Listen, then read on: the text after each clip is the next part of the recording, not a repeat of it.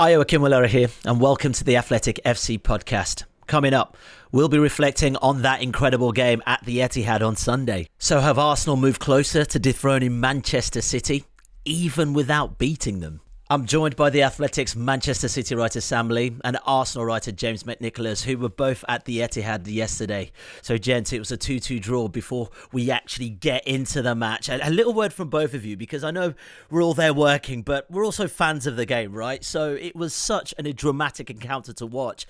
Lots going on the pitch and also off the pitch. Were there moments in that game where you sort of chuckled to yourself, where you thought, I cannot believe I've just seen that? We'll start with you, Sam. Yeah, look, I really enjoy covering City, and I'd watch them beat a team 4-0, no contest, no problem, and read into it all the tactics and who's playing well. But that was okay, this is. And I loved the Liverpool games. City-Liverpool games were amazing. The technical quality was great, and everyone was like, "Oh, it's not the same needle as United against Arsenal back in the day." I didn't care about that. The rivalries were amazing. It meant a lot to the fans. It meant a lot to the players. Blah blah blah. But this game was like, "Oh, okay, this is the on the pitch quality as well, but it does have that needle as well." And yeah, the best way to probably sum it up is I've never seen a press box be on their feet for the final moments. Everybody was standing up just trying to watch it, trying to see, look at the ball, look at the stuff going on off the ball, everything. Yeah, it was brilliant. What about you, James? I think Sam makes a great point about the way in which this rivalry is evolving and developing, because I think until now, mainly because of the relationship between Pep Guardiola and Mikel Arteta, the enormous mutual respect that exists between those two, it's always felt a bit polite. It's always felt like a bit of an intellectual rivalry, if you will, almost a tactical rivalry, and that is gripping in its own way.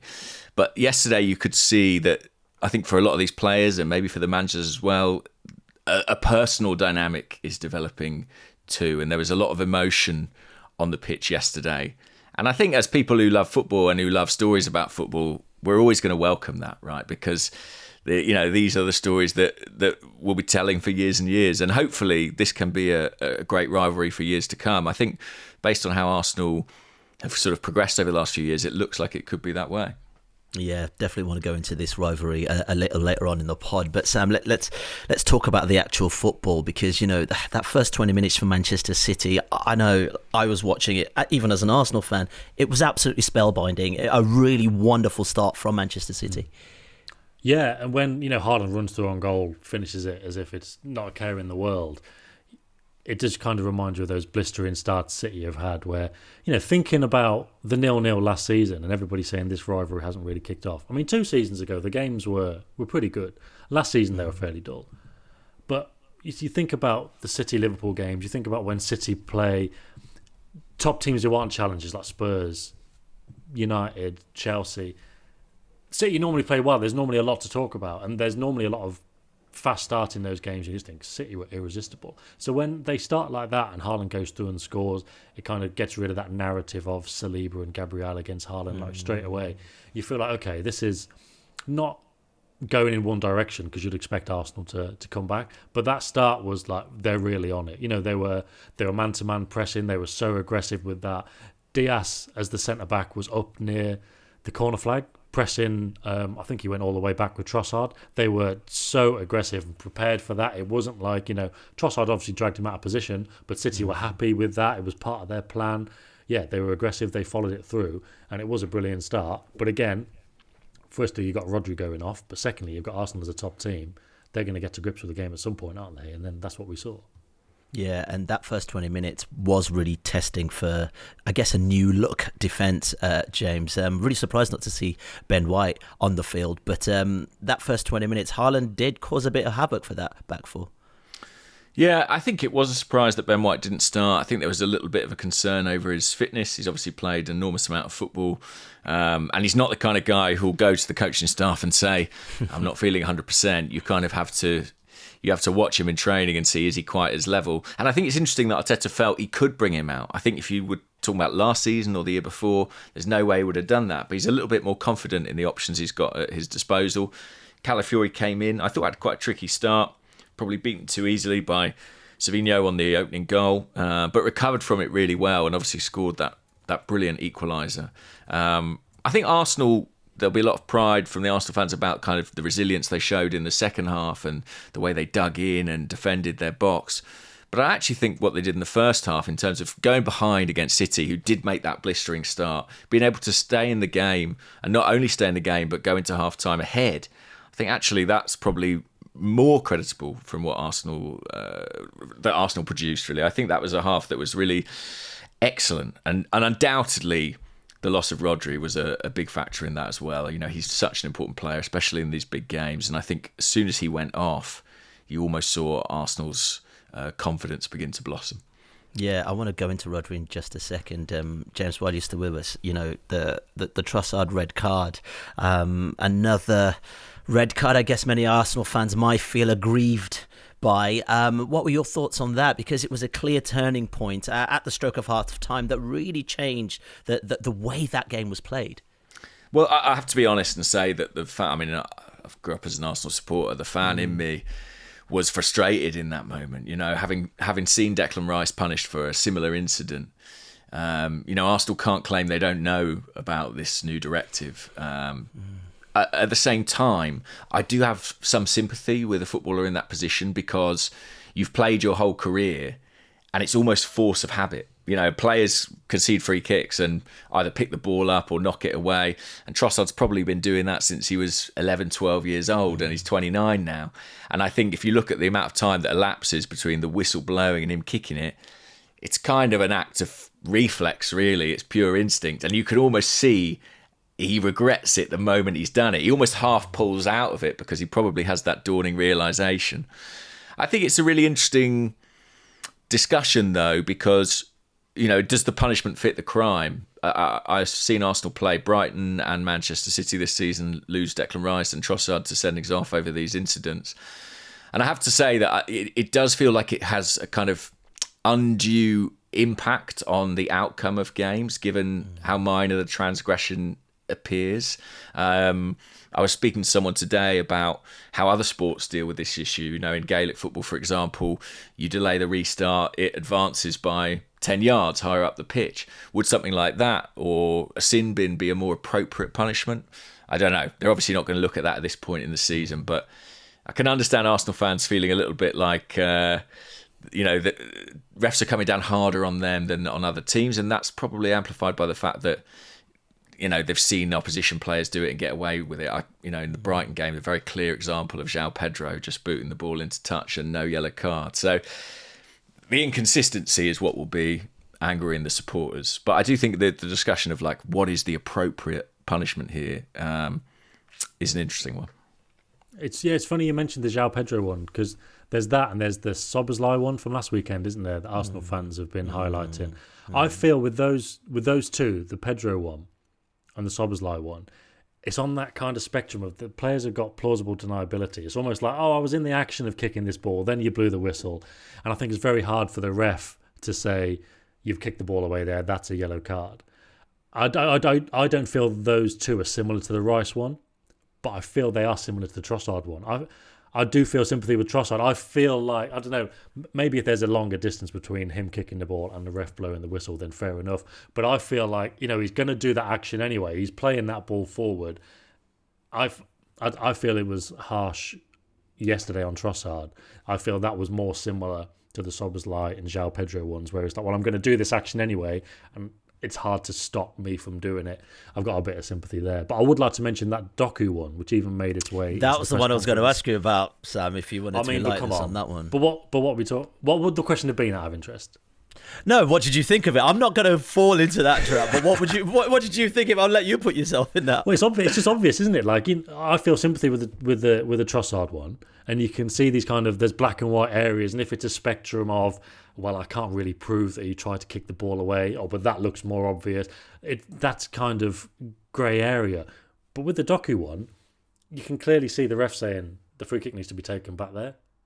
And I think on Match of the Day too, I've not seen it, but I've been told they had a clearer angle of the ref saying, well, that's where the free kick needs to be played from. And whether Doku, you know, sometimes players can go, yeah, piss off, you're not taking it from here, you're taking it back there from where the foul is. But on this occasion, the referee was also like, well, that's where the free kick needs to be taken from. So I wouldn't muddy the waters with the Trossard thing, João Pedro, Szoboszlai, any further with the Doku thing. Like the other stuff, that can come down to interpretation. But with the Doku thing, he just kicked the ball back. And I'm not saying this from a City perspective. You can see it with your eyes. The referees told him to put the ball back to the Arsenal half. If anything, he's speeding up the restart by getting him to take it from the right place. Like genuinely, I'm not saying this from a City point of view. It's incredible. It's objective. It's black and white. All right, fair enough. Arsenal were pretty sharp. I was just going to say Arsenal were pretty sharp on the restart when Thomas Partey took that quick free kick out to the left wing. So it's an interesting. I'm with you on Doku. Actually, I think it's not particularly relevant. I also think it's fascinating. It's going to be interesting to see. I think Arsenal's fixture list has kind of played into their feeling of persecution here a little bit. Because actually, if you look at the course of last season, Arsenal would have been one of the biggest proponents of this kind of new enforcing of this rule. They were a team who other opposition teams routinely time wasted against. I can remember many games. I mean, particularly in the Champions League, Porto were the masters of the art in terms of how much the ball was actually in play. And I think the fact that Arsenal have had this very difficult start to the season, some huge away games in which they've led, and it's been in their interests to kind of slow the pattern of the game down, the rhythm of the game down, has kind of created this tension and focus on this subject. Whereas I feel like actually the enforcement of this rule over the course of the season could well be something that really benefits Arsenal.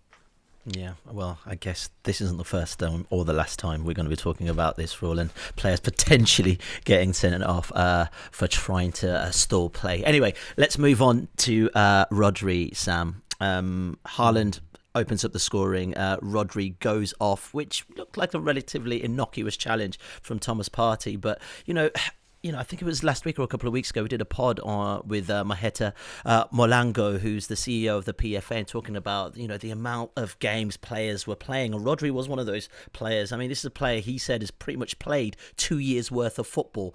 Are we seeing the effects of that potentially when we see a player like that go down like that? I suppose it depends what the injury is. In terms of it being a challenge with Partey, at first when he goes down, you think, is this just more of a bit of a clash off the ball as Partey giving him a bit? Is Rodri trying to ham it up to win a penalty or get a red card? But you see his leg just buckles really as he's making that near post run. So it depends what the injury is. If it's just a little unfortunate twist, then you can maybe say no. If it's a more serious injury, then I think there's studies into ACL injuries and the workload on players. So you'd say it's possible, but at the moment we don't know the extent of it. But it is certainly possible. Like you say, Rodri's kind of been held up as a bit of a case study about the amount of games he's been playing. He's drawn attention to it too for a long time. In terms of saying this isn't sustainable. Just the other week, last week, he was asked what's probably the ideal amount of games to play, and he's like, well, I don't know, but maybe 40 to 50, but like 60 to 70. Definitely not, and 60 to 70 has been the kind of number he's been playing for club and country. So it's definitely possible. But also, look, players unfortunately do get serious knee injuries for other reasons too. But we'll just have to see. But I'm sure if it does prove to be that, I'm sure that would be the conclusion to draw, and that might even be the conclusion that Rodri draws, because obviously it's at the forefront of his mind how much football he's been playing. Yeah, I was just thinking, for City especially, we saw last season when he wasn't playing for City, how they sort of struggled to break teams down or even hold their shape to a certain degree. The BBC just dropped a really interesting stat. It says with one defeat for club or country in the past 18 months, Manchester City's Rodri, it's imperative. In that time, this is a player who's won the Champions League, 2 Premier League titles, the FA Cup, UEFA Super Cup, Club World Cup, Nations League and Euros as well. I mean, the linchpin in all these teams that he's played in. How important is that loss going to be, depending on what the injury is? Well, this is why I think for all of the knock-on effect of yesterday's game, what Arsenal can take from it, what City can take from it, the mentality side of it, what it means for the title race. Like we saw last year when Arsenal beat City early in the season, which was obviously an important win for them. It would have done something for their belief, but in the end it didn't matter, not because that game didn't matter, but because there's loads of other games. The biggest influence on all the other games coming up now, stemming from yesterday, is not going to be whether City scored in the last minute or Arsenal played really well with 11 and then with 10. It's what happens with Rodri. So you've listed all those things that City have done with him and the one defeat while he's in the team. But they've got loads of other players who won all those trophies and haven't really been defeated. what really highlights it is the small sample size when he's not been there. And last year he didn't play 4 Premier League games, and they lost 3 of them. And they didn't just lose 3 of them, but they basically had to reshuffle everything. And that was part of the problem. You start tweaking everything and you don't quite look yourselves. That was one of the games we're talking about, was the Arsenal game. And the week before they'd lost to Wolves. But this season, he didn't come back till late after another injury with Spain. And they won their first 4 games of the season. He only came on for the second half of the Brentford game, which was last weekend. So this season, they've suggested, it's not as much of a problem. With Gundogan back, they also have another option in there. They have an option that understands very well what they need to do. So it's not necessarily that kind of lose 75% of your matches without him, if they are without him. Whether they're without him for 2 weeks, 3 weeks, or months, it's not as bad as that. But it's like the second half yesterday. If in that very specific circumstance of the ball keeps coming to the edge of the box, we need somebody to have a shot. Who's it going to be? Oh, Rodri's That's not what there. I was thinking. Yeah. These, there's a million different things he's good at on the pitch. And would it be a blow if he's not there? Yes, or 100%. Would it be as bad as last season's numbers suggest? Maybe not. Maybe not. But it could be the difference between winning the title and not if he's out for a few months. Okay, let's move on because look, there was as much action on the touchlines as there was actually on the pitch, as we've mentioned a little earlier on in the pod. At the end, James, there was clear admiration between Guardiola and Arteta. What do you make of this? Is this like, for me, I'm watching it thinking, are they just being like really political because deep down inside they both got it, didn't get more out of that game? Yeah, I don't know, is the honest truth. I mean, I don't know their personal dynamic. My hunch is kind of the same as yours. I do think that beneath this sort of veneer of respect, and I'm sure it's founded upon truth, but I think, if anything, because of that respect and because of that past, because of their history, I think they are incredibly motivated to beat each other. Particularly in the case of Arteta, I think you find that understandable. This is the guy who was his mentor, and I think having that one-upmanship of a win at the Etihad would mean everything to him. I think there were moments during the game yesterday on the touchline where it felt like it was really going to go off, and we were going to see, the gloves metaphorically come off between Arteta and Guardiola, and then I was almost surprised when the full-time whistle blew. Instant respect, handshakes, complimentary words in the press conferences. They always get back to that for now. But I think that's probably when we know this rivalry's truly kind of hit boiling point, is when the politeness between the two men in the dugout drops. I don't know what you think, Sam. Yeah, there was a time, I can't remember, there's so much happened. There was a time at some point in the game, but Arteta seemed to be like wafting his hands dismissively, but in Guardiola's direction. I was looking around, I was like, is there a player warming up behind Guardiola? Is there a set piece coach or something? But I was like, it does seem to be in Guardiola's direction. And it just made me wonder after the game, where is the line for Guardiola to think, actually, we are really good mates and we do get on, but actually now this is a bit much. And obviously for Arteta, where's the line for him? Well, I've got great respect for you, really appreciate what you did in my coaching career, but I don't like how your team does this, I don't like how your coaches do that, or whatever. Where is the line with that friendship? Because it feels like, I don't know, all of a sudden, there comes a point, I can't think of a specific example, but there might come a point with a mate, you think, hold on a minute, I thought we were mates. At what point is all fair in love and war? And then you get, well, hold on a minute, that's a bit much. And obviously, whichever corner you're in, the idea of what a bit much is going to differ. But there might come a point at some point. But you're right, in the press conference when they can calm down, they obviously went back to the platitudes. But I thought one thing that was interesting, because normally Guardiola on the touchline could be very argumentative and combative, and the players can just be getting on with it. But it seemed yesterday he was in that situation where it was actually, my players are in danger of bubbling over a bit here. We really need to keep 11 on the pitch. We can't give away fouls. We can't let the game get delayed anymore. And he kind of tried to take on that mantle a bit of calming everyone down. I think when City equalised, I think Bernardo may have tried to go over to have a word with some of the Arsenal staff, and Guardiola was like, just forget about all this. That's not important. He obviously realised yesterday that he couldn't afford City to get involved in that too much. Obviously they did afterwards with the comments and stuff.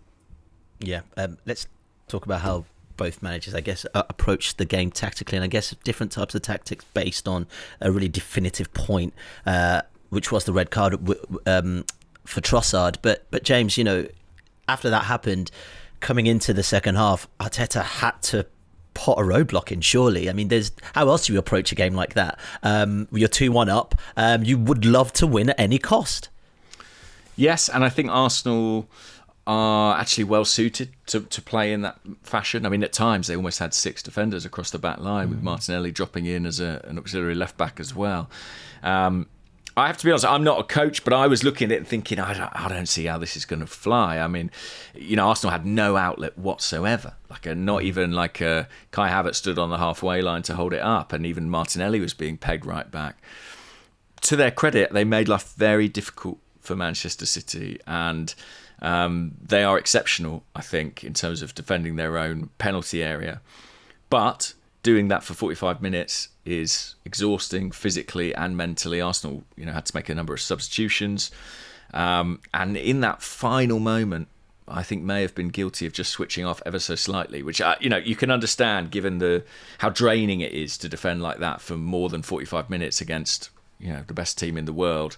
The pressure eventually told, and City got that equaliser. But stepping back from it, as much as that would have felt like a real gut punch to Arsenal, I think holding City to a draw, despite being down to 10 men from the end of the first half, is actually a very decent result, and one that should stand them in good stead over the course of the season.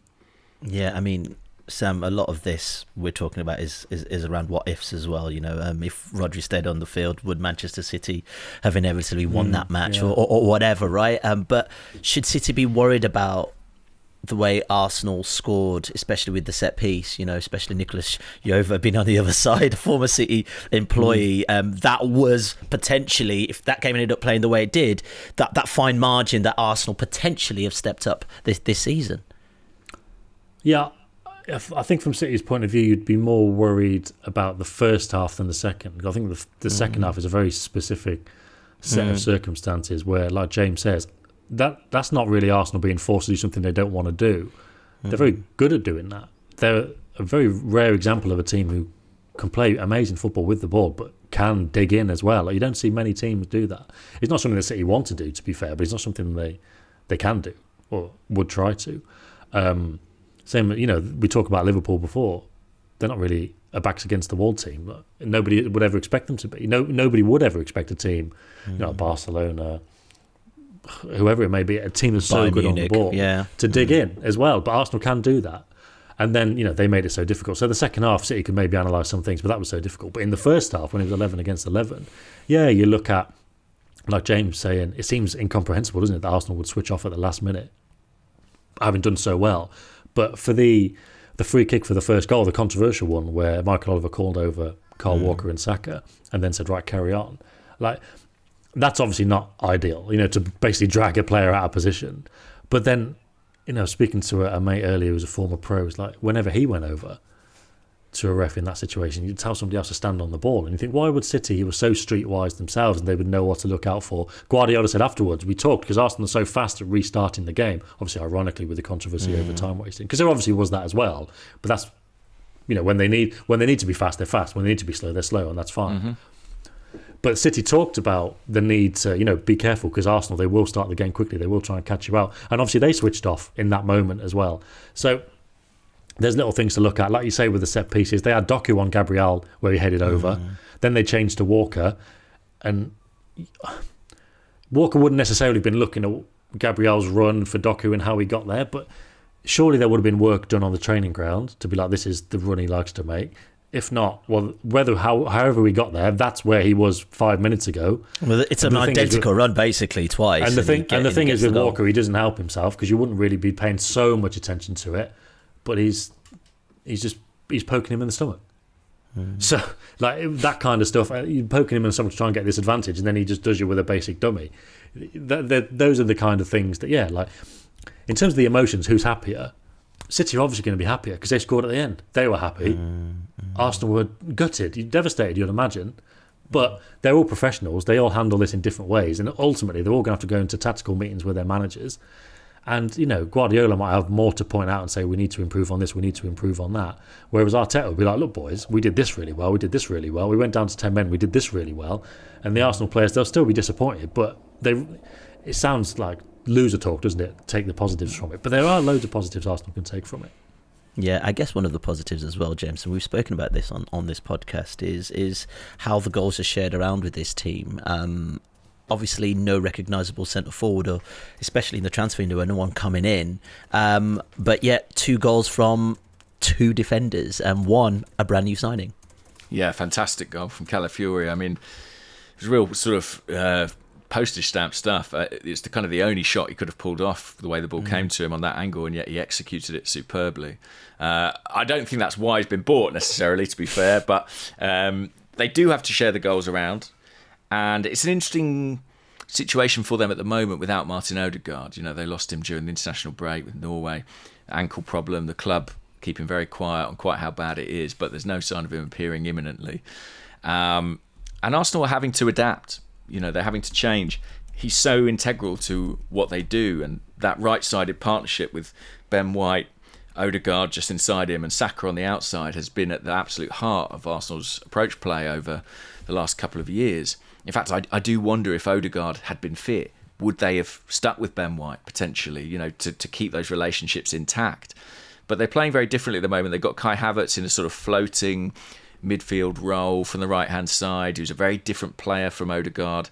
Trossard dropping in, and him and Havertz sort of combining and forming almost a front 2 at times.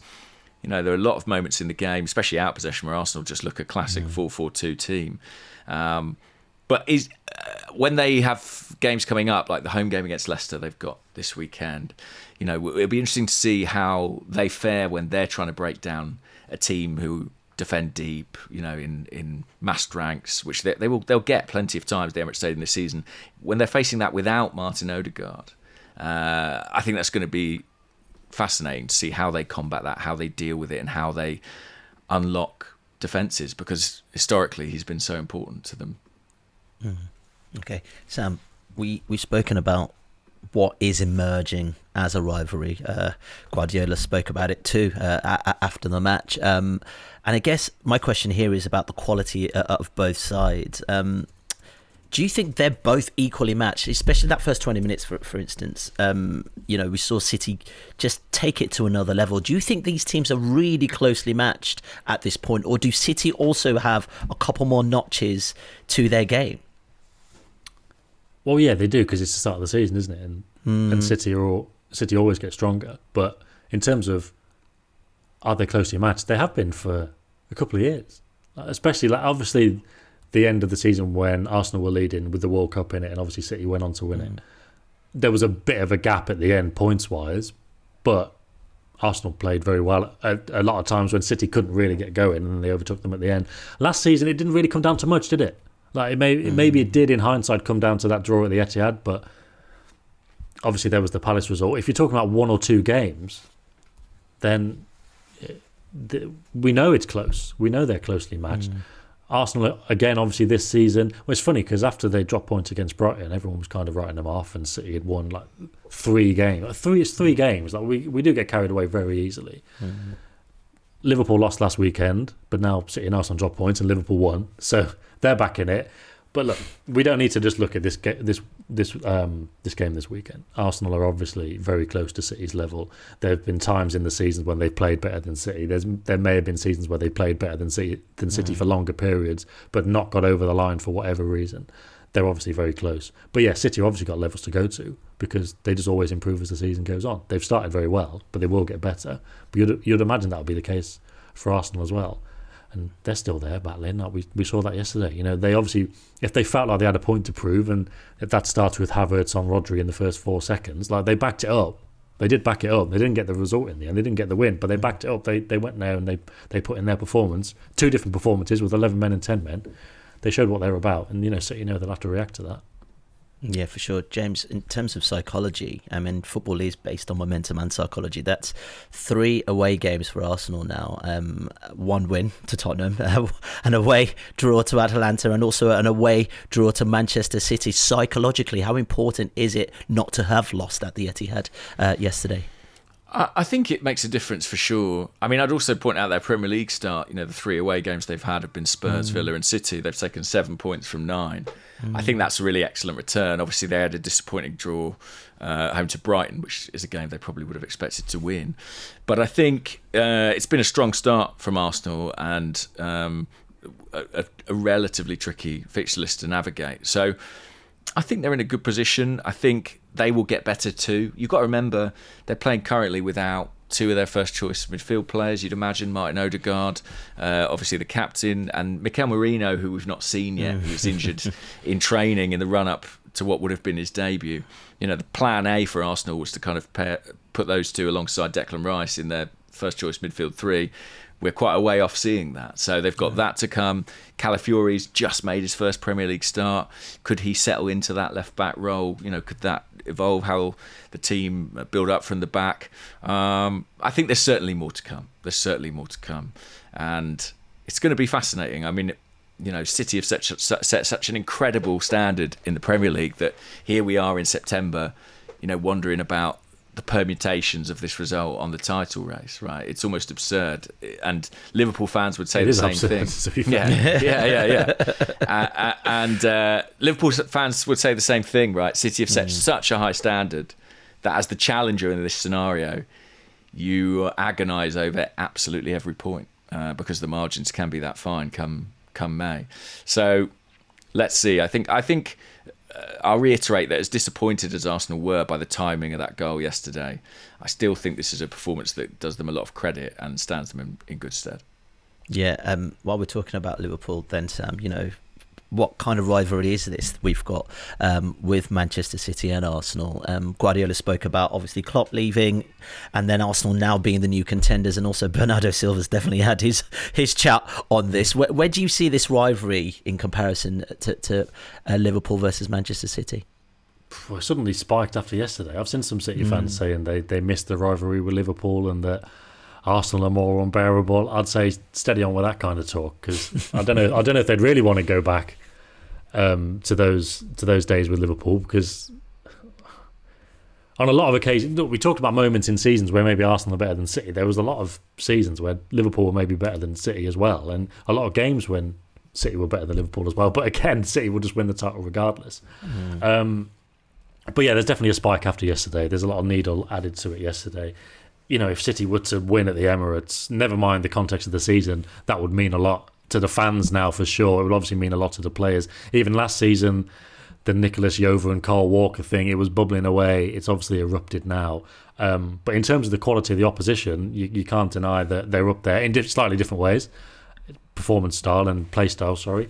But yeah, in terms of the enmity now between the fan bases, I would say it's going to be up there for sure. Because look, we're talking about it now Monday afternoon. Every time I look at Twitter, there's something new that I've not seen from before. There's another argument, there's another angle, there's something. There's Arsenal fans bringing up teams kicking the ball away. They're now analysing whether Kyle Walker was actually in the right position or not, whether he was ready or not. The City fans responding. They're celebrating what Haaland's been saying. The Arsenal fans are criticising it. And this is going to go on now. James, did yesterday feel like, you know, especially with the heat and the needle, feel more like a Manchester United Arsenal clash of the old Wenger versus Fergie? It felt like it was headed in that direction. I mean, there's a clip that's doing the rounds now of Erling Haaland and Mikel Arteta having a little discussion after the game, but these are the sort of the intrigues that I think as football fans we kind of love, right? I think, you know, you want that dynamic to be present, and the stage is set perfectly for the game in February, you know, when they go to the Emirates. I mean, if the title race is still a thing then and still close by then, it's going to feel absolutely enormous, and there's going to be a lot of drama and focus on that game. In terms of the United Arsenal, yeah, maybe a friend said to me that yesterday reminded him a little bit of the draw that Arsenal had at Old Trafford at the start of the 2003-2004 season. And yeah, I mean, if Martin Keown had been on the pitch yesterday, maybe it would have boiled over. But you know, it's a different generation. I think we're way off there. There was a lot of history that led into that game, but I think we are getting there. You know, somebody like Rodri, for example, I don't think it's any coincidence that Kai Havertz collided with him in those first 10 seconds of the game. I think that's probably got an awful lot to do with what Rodri said at the end of last season about the two teams' mentality, and City felt they'd win the league when Arsenal came and played for a draw at the Etihad. That's the kind of thing that Mikel Arteta, being the manager he is, will draw attention to and will try to use as motivation. And even if he doesn't, players are all aware, right? And I do feel that these kind of personal rivalries, again, talk about Haaland with Gabriel and Saliba. There's no way he came into this game yesterday unaware of that narrative, and that's why he so relished that goal, and that's probably why he bounced the ball off the back of Gabriel's head after City got their equaliser. So you've got all these subplots, and I think it should make for a really compelling season.